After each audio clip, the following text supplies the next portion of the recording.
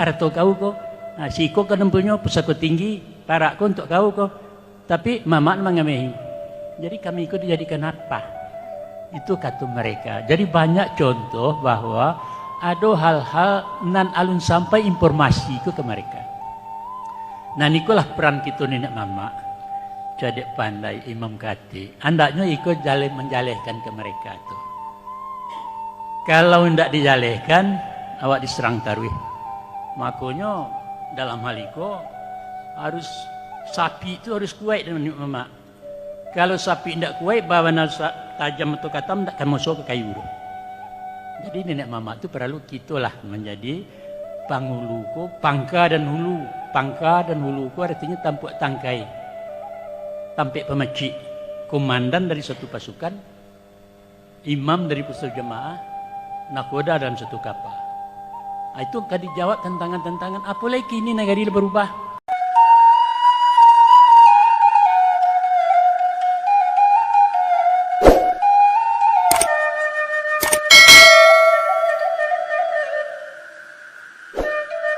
Assalamualaikum warahmatullahi wabarakatuh. Sambah sujui yu simpuah sabare bungka nampiawai naraco luruh main daun. Indak basisiah jo basiba, indak bainggo jo babate. Kok ketek indak basabui namu, kok kadang indak babilang gala. Wujui yu sambah nan terserak kepada penonton kasadonyo. Baik baburu mendapat rusuh-rusuh dijual ke pasar baso. Baso babaliak kita dun sanak kasadonyo. Pasobok di channel kita ko. Dusana Minang Mustika Jaya nanambo cintoi, semoga selalu dalam keadaan sehat walafiat. Amin ya rabbal alamin.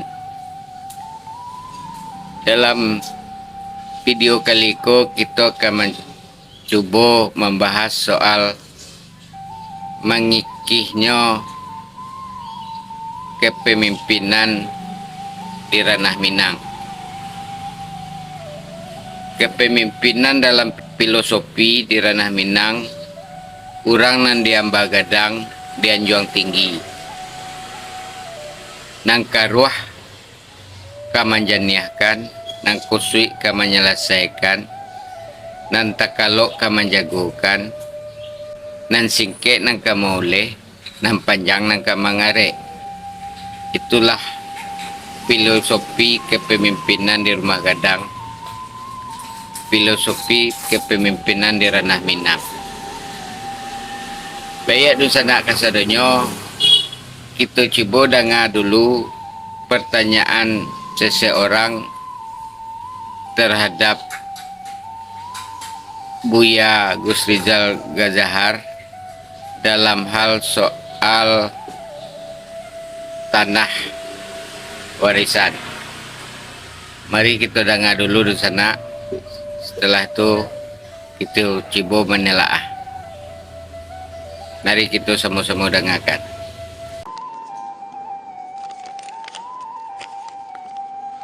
Saya mau bertanya, suami saya meninggal 1 bulan lalu. Saya tinggal di kampung suami selama 35 tahun.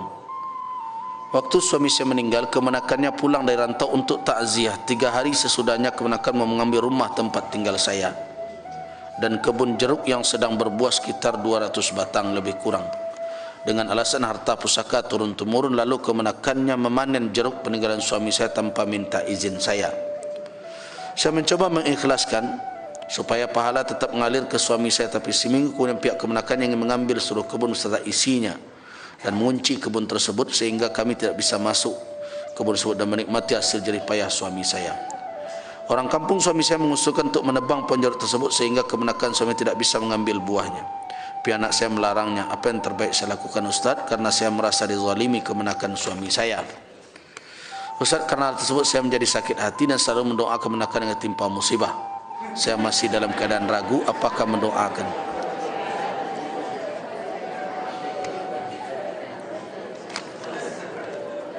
Pertanyaan ini tidak lengkap, saya tidak bisa menjawabnya. Karena saya tidak diberi informasi ini tanah ini memang harta pusaka atau tidak. Tidak ada di dalam pertanyaan ini. Apakah ini dibeli oleh suami istri ketika hidupnya dari penghasilan mereka? Kalau memang ini harta pusaka, harta pusaka tinggi, maka jelas kemenakan tentu punya hak atas harta pusakanya itu, karena itu bukanlah hasil pencarian dari sepasang suami istri itu. Tetapi tindakan kemenakan itu yang mengambil begitu saja, padahal itu ditanam tentu atas persetujuan dahulunya. Kalau dia mau mengosongkan lahan itu, kalau mau mengambil lahan yang menjadi hak dari dia sebagai ahli waris dari mamanya, karena itu harta pusaka tinggi, maka tentu dia berkewajiban untuk memberikan ta'wid. Ta'wid namanya adalah ganti kerugian dengan dikuasainya batang jeruk tersebut. Karena dahulu ketika mamaknya menanam, maka jelas tentu atas persetujuan kaum. Apa bukti persetujuannya? Selama ini tidak pernah dilarang. Jadi tidak bisa begitu saja mengambil alih harta yang ada di atasnya, walaupun tentu ada ketentuan bahwa apabila tanah dikuasai, tentu yang tumbuh di atasnya dikuasai juga, iya, tetapi mengabaikan begitu saja jerih payah bukanlah suatu sikap yang baik. Namun kalau memang ini harta pusaka tinggi, si istri pun tidak bisa mempertahankannya sebagai hak miliknya dan anak-anaknya. Kenapa?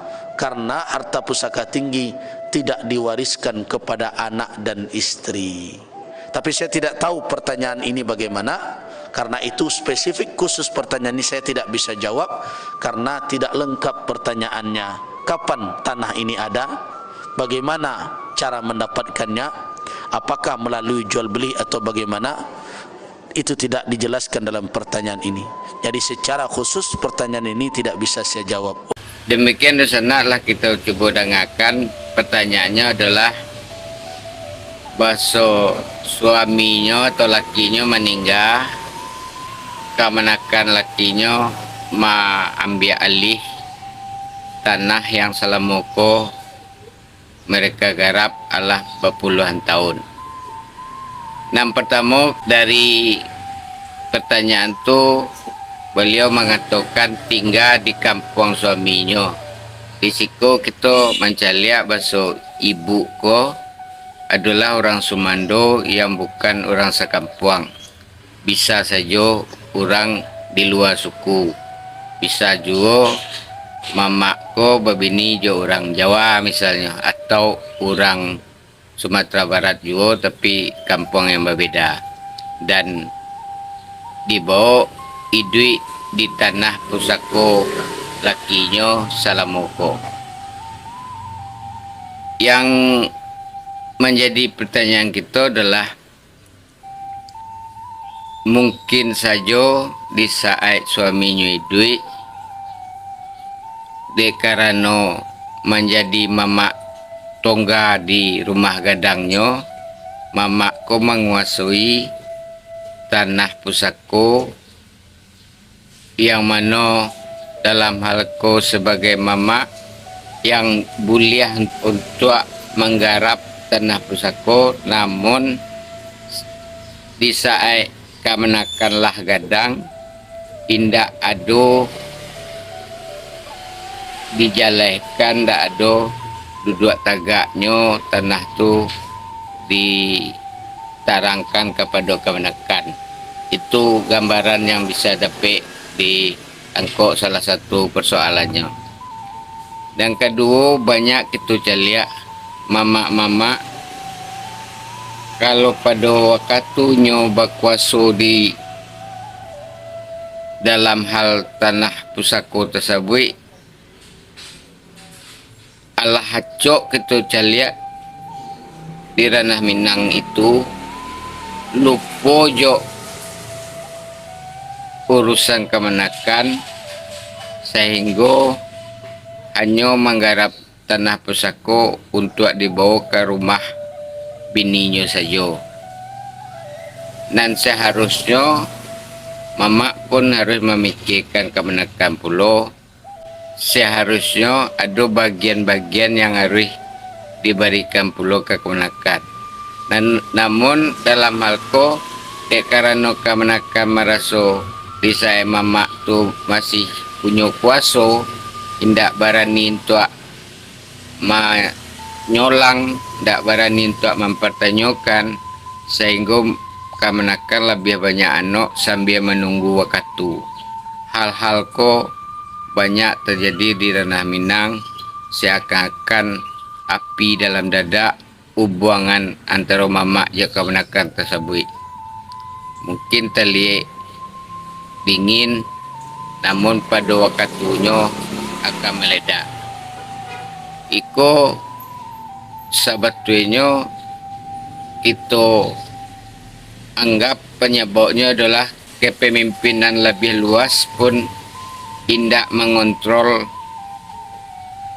lagi ke hal-hal seperti itu. Misalnya dalam hal pengulu atau datuk kaum tentu bisa seharusnya menjalehkan persoalan-persoalan sehingga tidak terjadi para bui lagangan, para bui rampehan soal pusako setelah terjadinya atau meninggalnya mamak tersebut.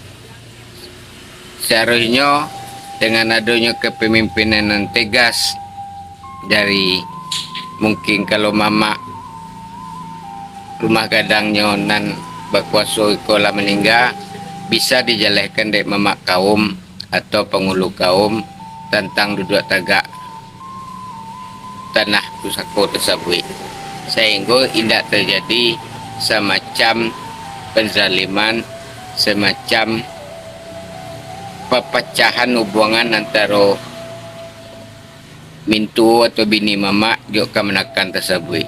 Namun hal ko menurut pandangan ambo karena Allah lamo terpendamnya keinginan kemenakan yang indah dapat diminta misalnya kepada mamak pada saya mamak tu berkuasa. Iko sangat banyak terjadi di ranah Minang, baik tu karehnya mamak bisa kuasanya di tangan tu sampai lupa jo hak-hak kemenakan.